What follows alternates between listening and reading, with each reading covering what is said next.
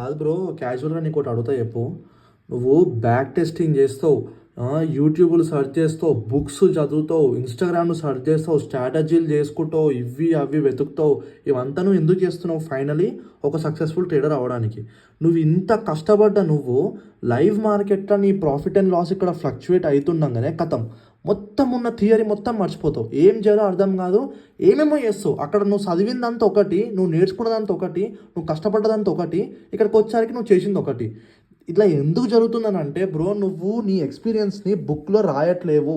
వచ్చి నీ trading journey ఎలా జరుగుతుందో, నీ ట్రేడింగ్ ఎక్స్పీరియన్స్ రోజు ఎలా ఉండేనో బుక్లో రాయి బ్రో.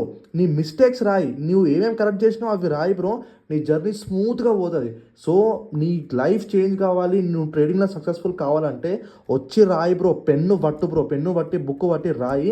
నువ్వు next day same mistake repeat చేయవు. ఏదైనా కరెక్ట్ థింగ్ చేసినా కానీ నెక్స్ట్ డే అదే థింగ్ చేయడానికి ట్రై చేస్తావు.